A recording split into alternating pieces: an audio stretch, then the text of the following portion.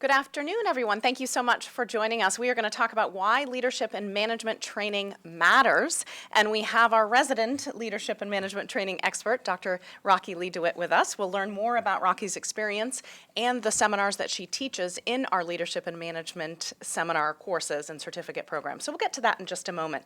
So let's talk briefly about what we're trying to accomplish today. And as I mentioned in the chat box, please ask questions throughout the presentation. I'll do my best to keep an eye on those questions, and we'll try to answer those throughout the presentation. We will also pause at different times to allow you to get those questions in if you have not had a chance to ask them yet. So thank you again for joining us. I think I may have just oh, no, I didn't skip over the agenda yet. My name is Nicole DeWillier-Fenton. I run our content marketing out of the Continuing and Distance Education Department at the University of Vermont. Today, we have a full agenda. We'll try to keep this to about a half hour. We have our instructor, Dr. Rocki-Lee DeWitt, out of Grossman School of Business. We'll learn a little bit more about her in just a moment. We're going to talk about the Leadership and Management Seminar. There are 8 different seminar days and different topics that we'll go over briefly, and some other seminar-based programs that we also offer at UVM. How you can prepare, this is really the key topic today, how you can prepare to get the most out of that management and leadership training. And student perspectives, I think that's also one of the most important perspectives too, is how did previous students that have taken this training certificate program, how did they feel it benefited them? What pieces did they pull out that they could see a direct effect on their work today or in the future as well? An overview of additional UVM seminar programs that we'll talk about, and just those logistics so that if you are interested, we can get you registered. So I'm so thankful to have Dr. Rocki-Lee DeWitt with us today, a professor of management in Grossman School of Business. She earned her PhD at Columbia University in strategic management, her MS at Ohio State University in agricultural economics, and her BS in marketing and management at the New York University. So a lot of great experience and education to talk about how you can use your management training to the best ability. And you were the previous associate dean for professional graduate programs at Penn State and the dean of UVM's business school from 2002 until 2009, when it was not Grossman's. What year did it turn Grossman's? I wish I could recollect the exact year. Shame on me for not recognizing and remembering that very important moment in our history. We were working on that for a while, so the naming... That's okay. Putting you on the spot. I was just curious more than anything because I know that it was a fairly recent, in the last, 15 years or so. So what are the topics? What makes up our leadership and management training? And one of the amazing things why we have Dr. DeWitt with us today is that you and our dean, CDE's dean, Cynthia Bellevue, planned this entire curriculum. Why? Maybe we'll start there. Why did you think there was a need to map out these topics and curriculum to help people in their management and leadership? Well, when we came together, it was really a question of how is the market for continuing education, continuing professional development, especially for people who are in roles that had accountability for budgets, had accountability for people. How was UVM serving them? And rather than do what many business schools do around the country, where they kick off their own program and then the continuing and distance ed has their program, we thought Vermont, number one, was too small to try to do 2 distinct programs, and that we had an opportunity to work collaboratively to do that. So our goal in getting that off the ground was to help the leaders, and when we talk about leaders, that's anybody who's willing to take initiative, to stick their neck out, and offer an idea of how to improve the organization. We thought that it was important to develop something that met their needs. And so there's a distinctly Vermont flavor to this when we did that.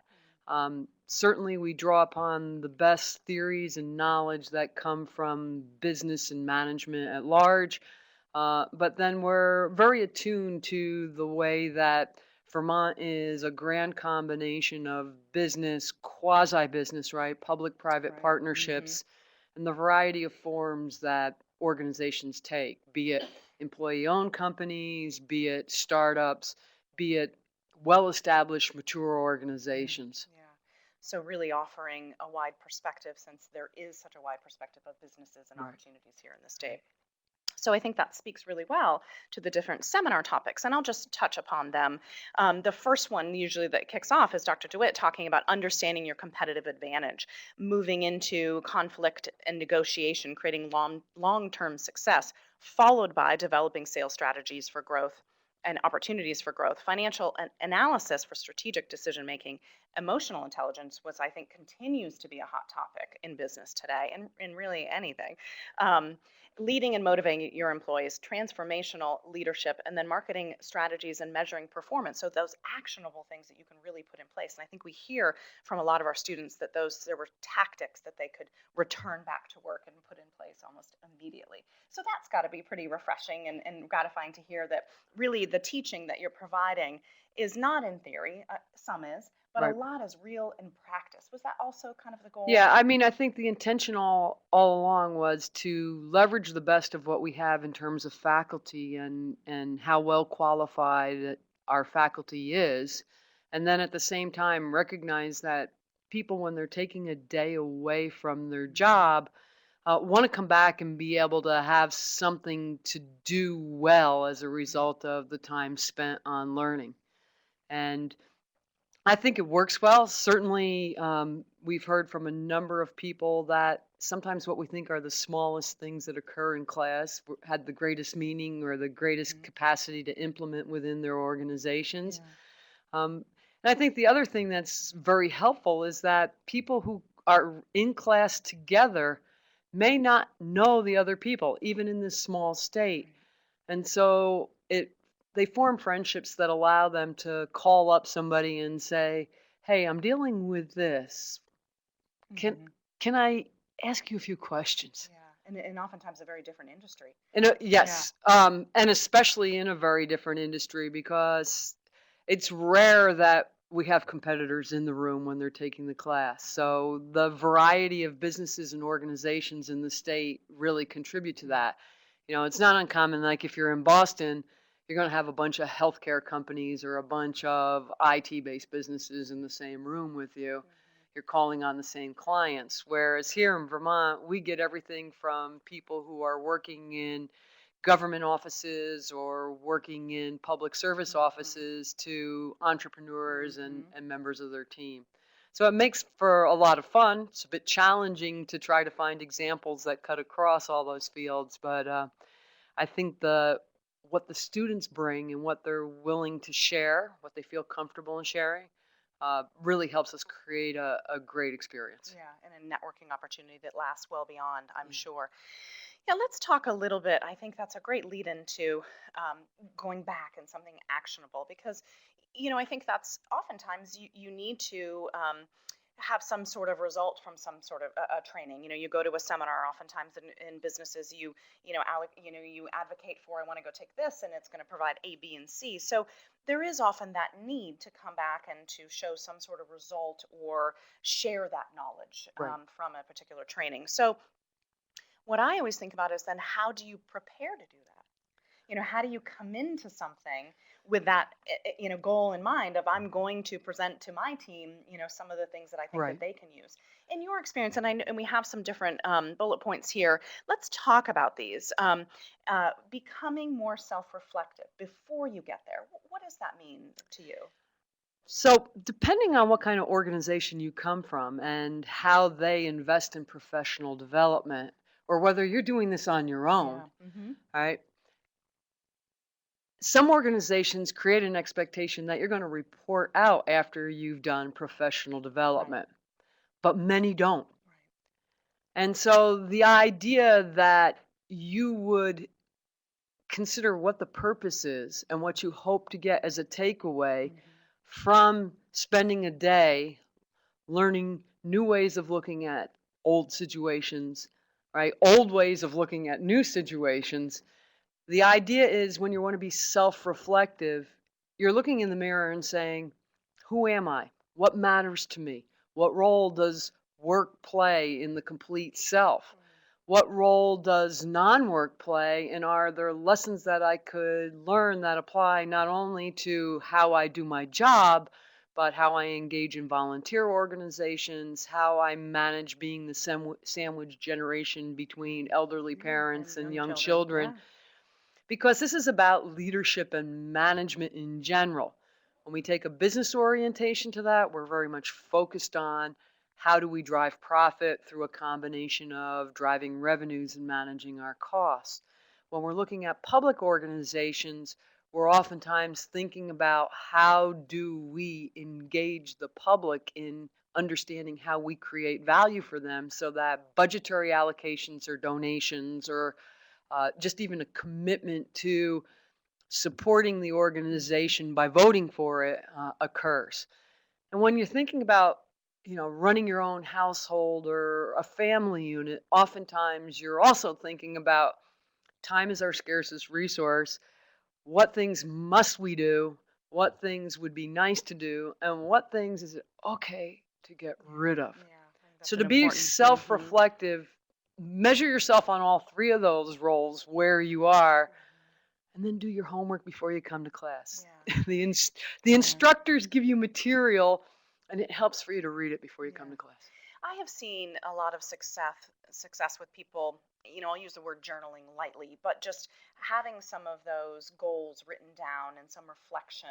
Have you found that people can do that throughout the seminar trainings as well as some reflection points? I think so. And I would say the onus is on the student to do that because the instructors themselves aren't going to say to you, what's your list of what you'd like to learn, right? What are you going to do next? Certainly in the module that I teach, we start with the exercise of me writing on the whiteboard, what did you hope to get out of today's session? Yep. It's really helpful if you thought beforehand Right. what you'd like to get out of the session. And then generally when we close the session, we come back and go through, okay, relative to this topic, this is what we did. Relative to that topic, this is what we did. But I think journaling or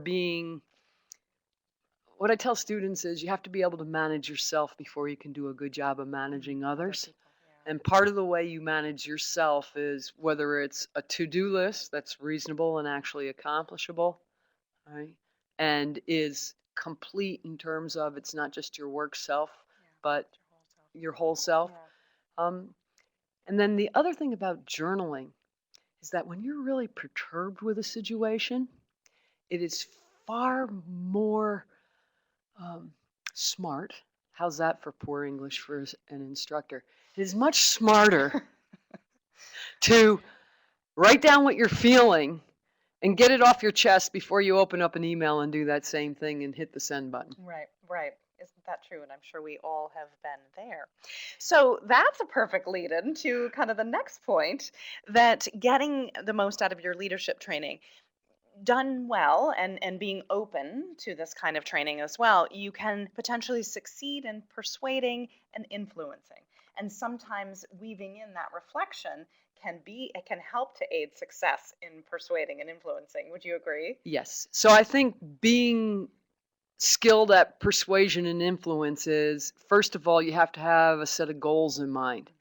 So if you understand the goals of the organization, if you understand your own role and what you'd like to achieve in that role, then you can begin to think about towards what objective are we working together.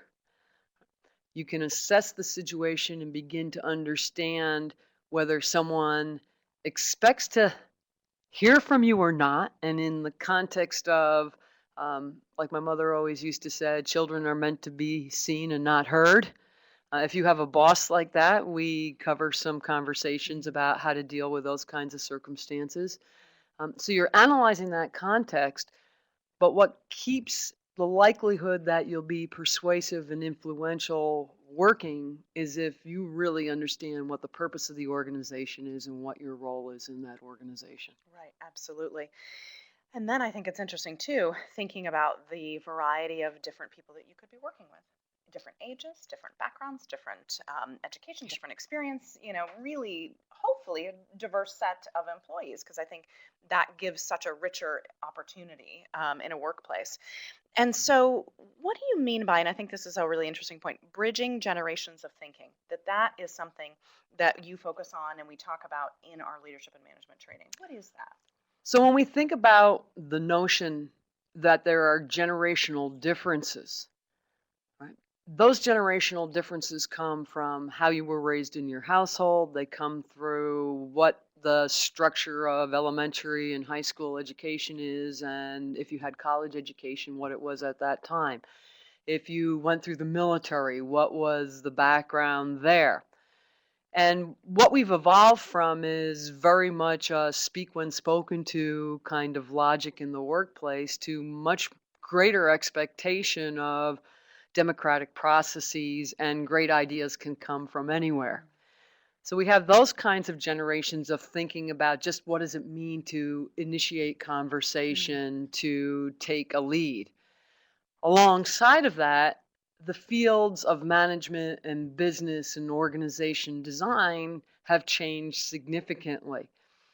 For example, in the marketing area, we would have gone from what was called push marketing in the past, right? Procter and Gamble individuals would sit there coming up with the great idea, the great campaign. They would test market it, and out it would go.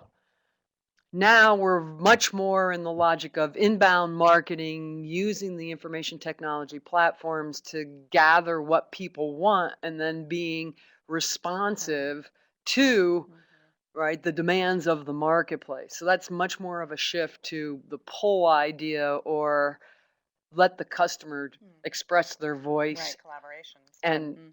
And then you have to then have quick speed to development and honor your commitments that you've made in that process of engaging them in conversation. In the context of interpersonal behaviors, this current generation did not grow up with a typewriter. They're very much in the text message space. Emails are sometimes disregarded.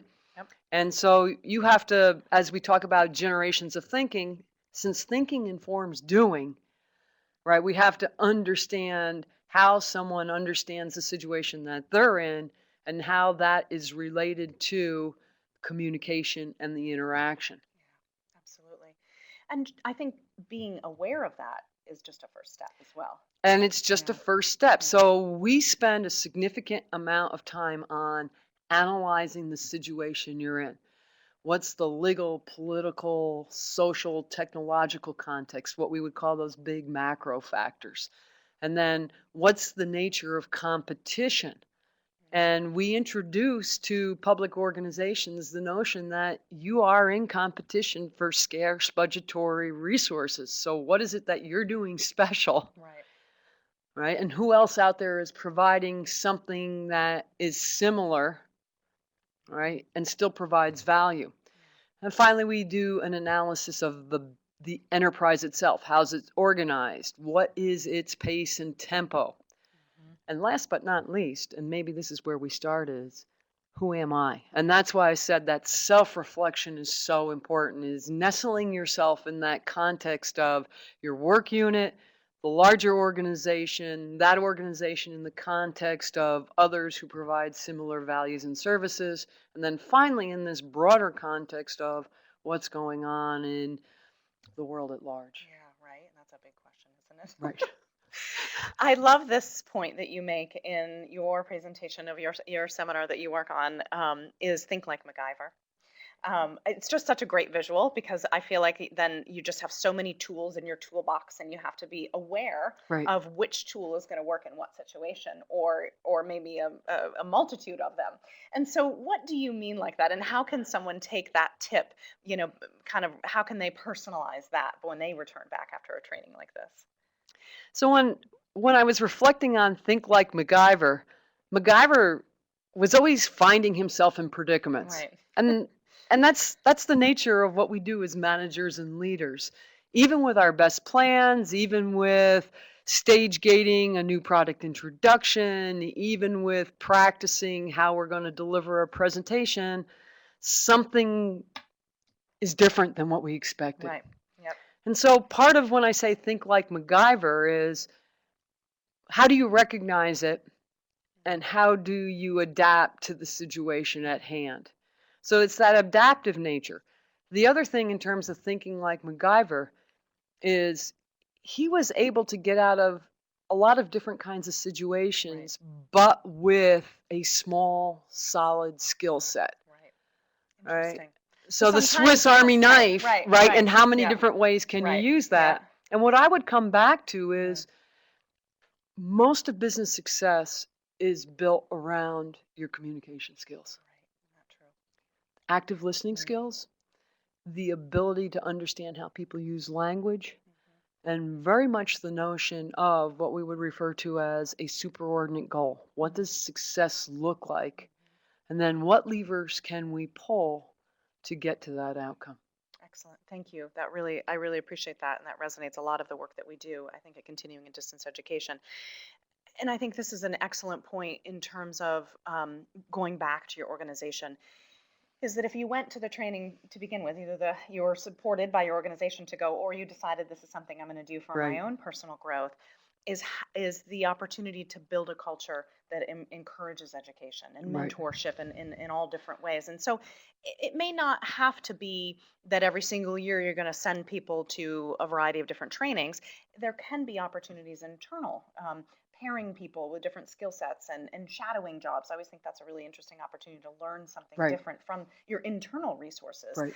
What do you think in terms of building a culture that encourages training and education? How is that talked about and encouraged as an outcome potentially of this leadership and management training? Once you go somewhere, right, the logic of each one teach one. Yeah. So who are you going to share what you learned about some phenomena with? Because maybe they have a different perspective on it. Maybe they were already thinking about it themselves and have some other resources that they didn't see. Right? There's nothing that's a better test of whether you learned a lesson than to have to explain the lesson that you learned to someone else. Now, organizations themselves can set that culture of continuous learning and development by providing opportunities to share things that you've learned, by sharing articles or podcasts, right? Making people aware of, here's something interesting. And there's a fine line between making someone aware of what's interesting versus creating the expectation that everything you're sending along they're supposed to pay attention to Right. and be expert on. Right. And then in the process of sending so many things, they have a hard time figuring out, like, which ones of these should I really focus on? So the training and education is as much about how do we continue to grow and evolve when the world around us is growing and evolving. Yeah, absolutely. Thank you so much for those reflections. I hope that our folks listening found value in that. I know I always do every time I talk to you, so thank you so much. And our students have found a lot of value in the things that you talk about, and our other instructors as well. This quote from Nick, who actually is with Cabot, so I think it's really interesting, Cabot Creamery, thinking about the diversity of people in that room of the different companies. Nick said, I thought the program did a great job giving a broad perspective of the things you need to focus on as a manager. Love the emotional intelligence piece and conflict and negotiation seminars. It was nice to learn more about those areas and gain a little more self-awareness. So I think he probably he heard you. And Michelle as well, I believe, works at a nonprofit here in the Burlington area in Chittenden County. The program definitely helped me take a 30,000-foot view and see how different disciplines could integrate within our organization, understanding what is your role and what are other people's roles and how do you fit into that. The marketing information I learned was instantly applicable, which we love to hear that as well, being able to take some of those tools back. Cyril says, the people in the leadership and management program are motivated to be there. You get a lot of different perspectives. Even though we all work at different places, the challenges we face are similar. Back to the point that you made, that you may be at very different organizations, but at any time you're faced with a challenge and you have this potential network of other people that you could reach out to get some perspective. And I also would like to share too that our instructors, one of the things that I have found so valuable of working with our continuing and distance education instructors is the fact that you're often there as a resource after the course also. And so Right. I think what I've always just been in awe of the professors and faculty that we work with is that you are invested in the success of the students. And so is that something that you have had gratitude and felt really great about, that you've been able to carry on some of these relationships with some students over the years? Certainly, because you can read Business People, you can read Vermont Business Magazine, right? The variety of materials that are available in our small state, and you can see people progress in their careers, right? And you're hoping that a little bit of what you've done has helped them be more effective, to propose an initiative, to think about the design of initiative, to understand who they need to get involved to realize that sort of effort and make a difference in their organizations.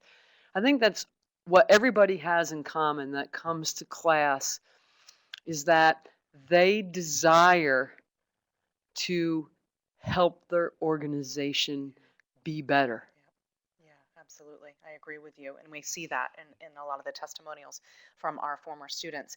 I do want to let folks know that are listening, please, if you have any questions for Dr. DeWitt, if you have any, I'm going to get to a little bit more of the program logistics, but if there are any burning questions that you want to know and ask about management and leadership and this type of training and what you can do with it, please, I'm keeping an eye out for that. I do want to also mention that these seminar type programs, and so these are a little bit unique to our continuing and distance education department, where we have 3 different programs that are on-site seminars, and they vary in length in terms of the number of different seminars that we have. And any of the seminar programs that I'll talk about, the project management, the leadership and management, and the healthcare leadership and management, you can take the entire certificate program, or you can break them up into smaller and just take certain seminar days that are particularly of interest to you, or an area that you really feel like you want to gain more skills in. One of our other certificate programs that are seminar programs is project management, and that is 5-day-long interactive seminars. You can see there some of the different topics of those different seminars. And all of these are on Fridays. They are the shorter, the 5-day-long ones are consecutive Fridays. And then the leadership and management are once a month, and this particular one starts in October. The healthcare management and leadership professional certificate as well, very similar to the format of the project management. You can see the different topics there, and some of our fine faculty. I always feel like you're in really good company when you see the caliber of the folks that are instructing this. So again, I just wanted to call attention to the different seminar topics in the leadership and management professional certificate that we are talking about today. 8-day-long interactive seminars, and lunches provided, and there's a breakfast that's provided as well. And so you will be well fed and nourished throughout the day, both intellectually and in your stomach as well, hopefully. And so one of the things that is also applicable here is that you could take one of the individual seminars. And I think that was certainly designed with intention. Yes, Yeah. because oftentimes what will happen is that, first of all, somebody doesn't have the time to be able to do the full program. Right. And they have a particular area of accountability or responsibility that they want to learn more about, or they're just exploring career changes and beginning to think about, okay, I've been a finance manager, what is this marketing thing? Right. Or I've been a marketing manager, what is this financial analysis thing? Yep. So it allows them to, in a very comfortable, safe environment, interactive environment, face-to-face instruction, to be able to ask questions. And it's trite, but the only stupid question is the unasked questions in our seminars. So that's the kind of environment you're in. Yeah, absolutely. So please take note of that. There's certainly the opportunity for the full certificate program, but there's also opportunity for individual seminars as well. So registering for the Leadership and Management Professional Certificate website, learn.uvm.edu.